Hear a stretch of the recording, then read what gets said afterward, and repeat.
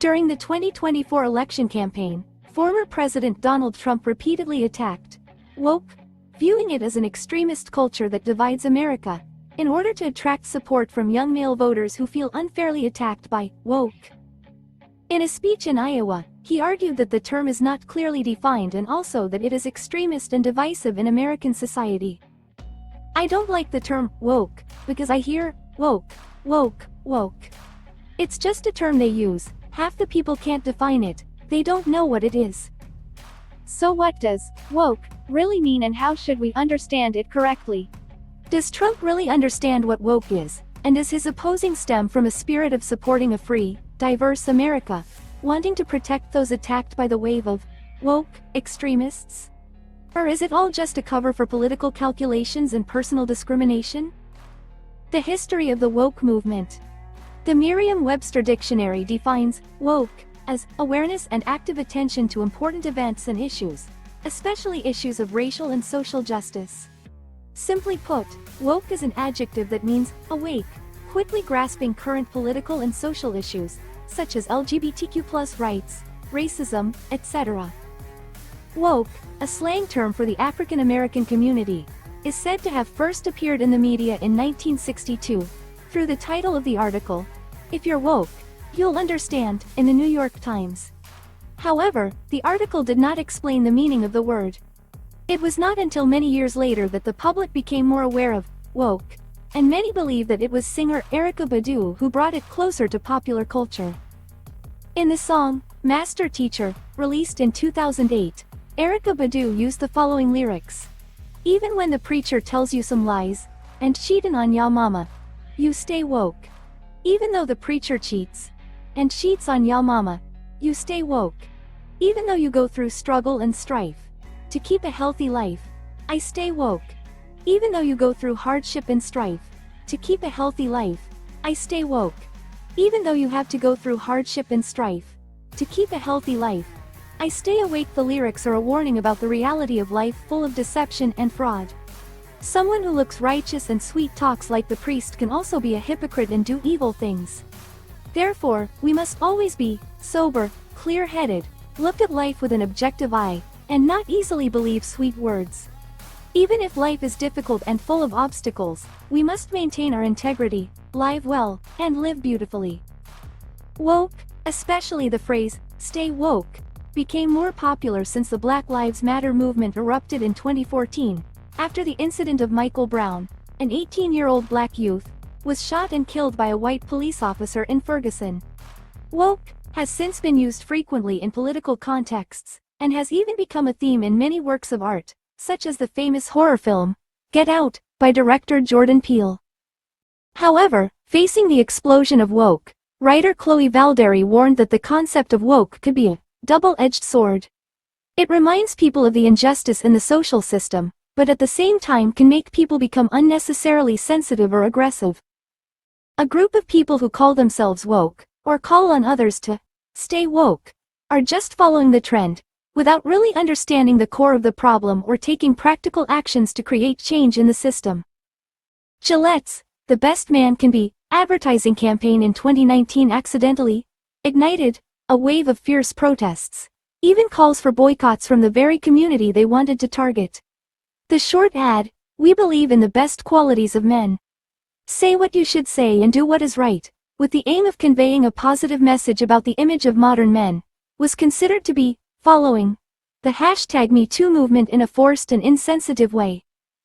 Gillette's use of images illustrating toxic masculinity has made many male audiences feel stereotyped and offended. They believe that using Gillette products is no different from admitting that they are bad men who need to be reformed. Gillette's campaign is one of many cases that has caused a storm in public opinion in the context of brands, businesses, and even politicians trying to incorporate social messages into their products or views. The awkwardness in the way the message is conveyed has created an opportunity for woke to become a laughingstock, used by netizens to mock social activists who are considered shallow or extreme, typically in the parody video of the Saturday Night Live program.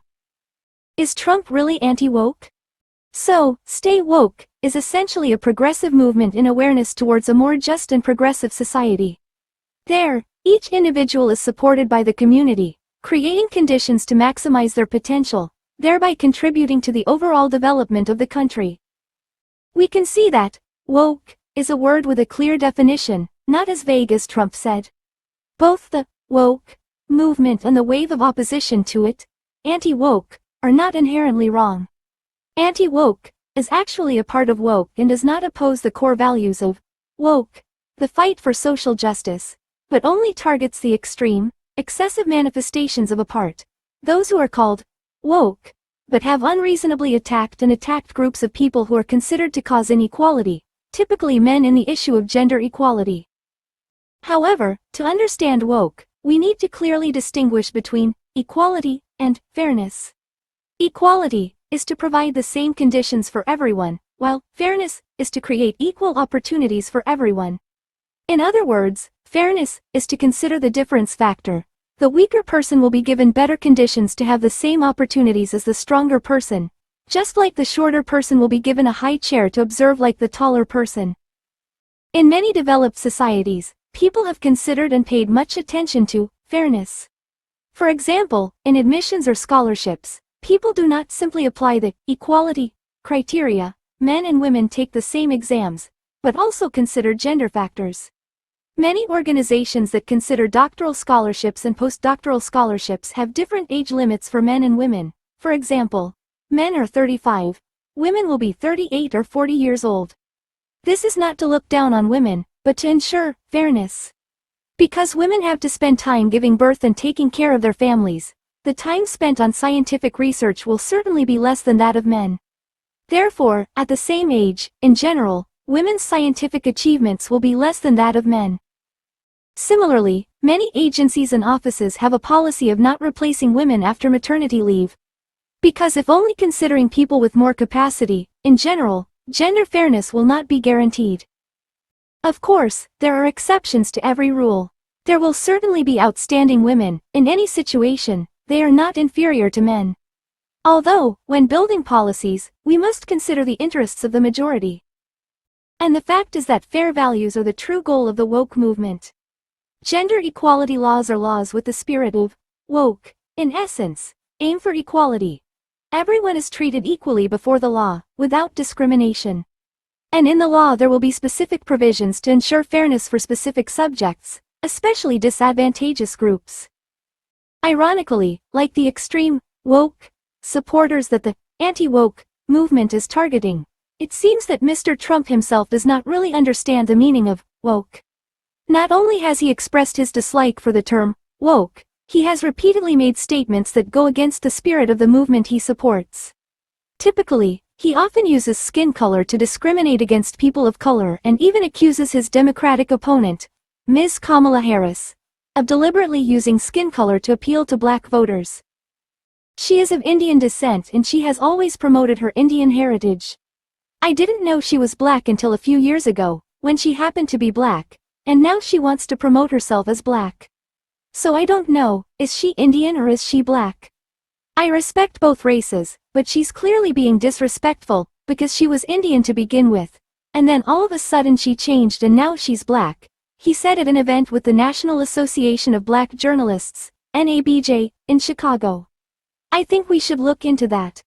Former President Donald Trump has also made controversial, even unscientific, statements about transgender people.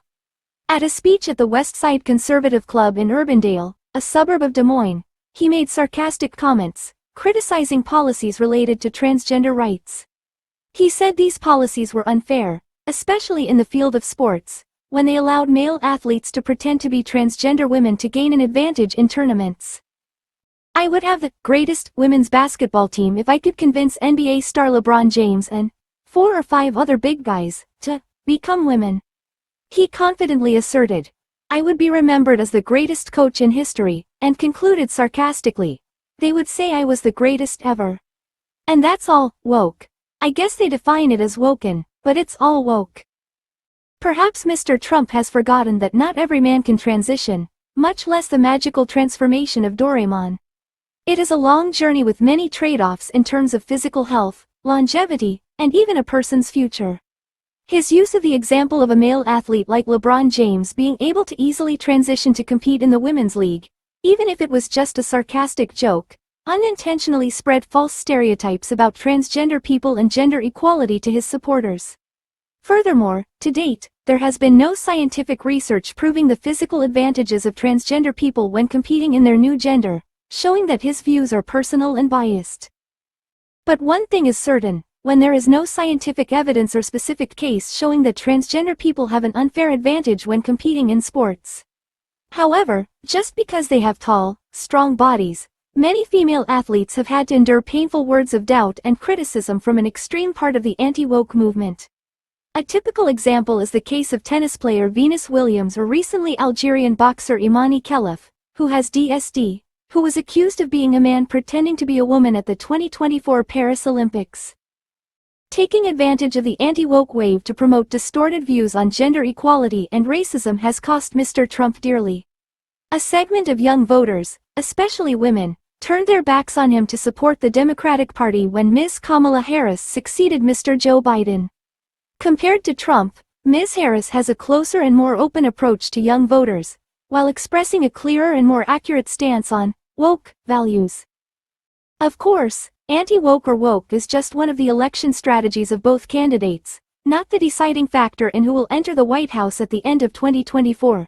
However, the lesson about woke is still valuable. No matter who is the next president of the United States, we, the people, especially the Vietnamese and Asian communities, need to understand clearly about woke, about equality, about social justice so that we can speak up to protect our legitimate rights. Because understanding and fighting for ourselves is the only way to reach true freedom and equality.